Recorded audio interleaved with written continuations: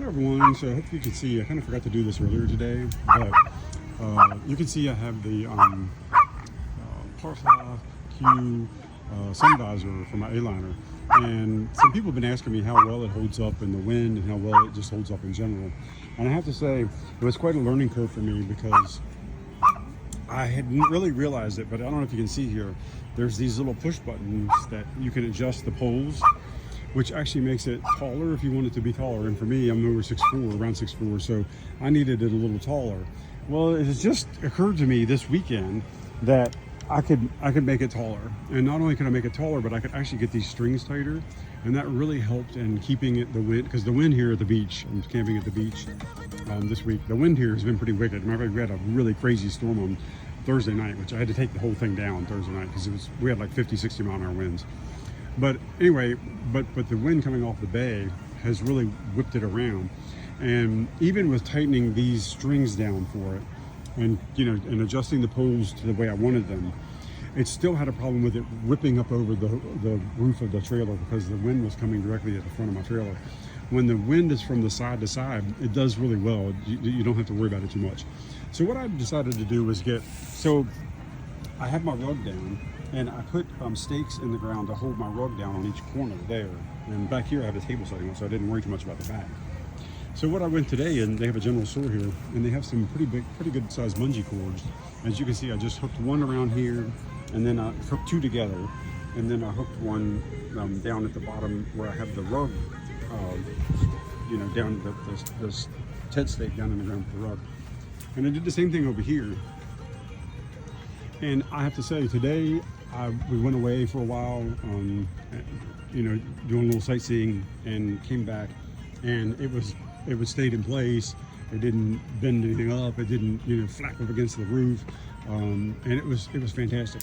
And so I'll back up so you can see it. So everybody that has these Paha Que SunVisors, or you're getting yours, you really want to think about trying to tie it down, especially when there's some wind, because if it's wind that comes directly at your camper this way, it will whip it up over the roof of your camper. I've tried every way I could before, but these tie downs are a pretty simple way to do it, and it gives it enough give that it doesn't really break, but it also doesn't whip up around your, I mean, literally, I had it up over the fantastic fan vent at one time this week with the wind.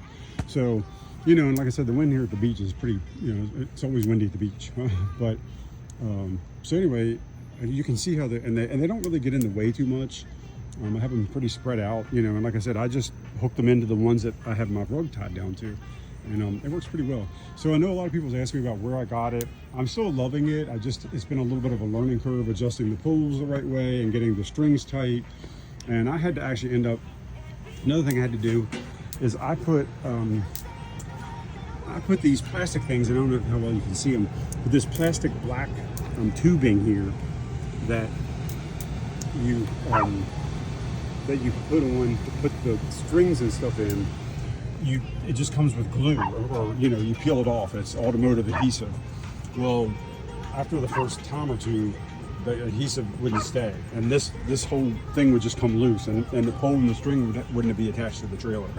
So I put 2 screws in each one of mine, and that seems to hold them. So I did fix that problem, but then I still was running into a problem here at the beach about it whipping up. So anyway, the bungees cost me like $15 for 4 of them, and that was here at a camp store. So I'm sure you could probably get them cheaper like Walmart or somewhere else.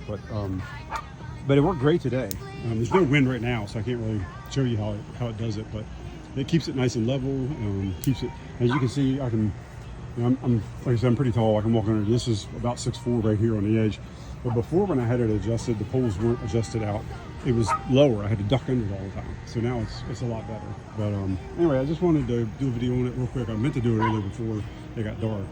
And tomorrow I'm leaving, so I figured I'd probably get packing up and I'd forget to do it tomorrow too. So, but yeah, so far it's working out well. It just takes a little getting used to, and it's very, the wind will whip it up, and you're thinking, well, it's not gonna hurt it, but it does. It actually splinters those poles, the tent poles that go around inside of it.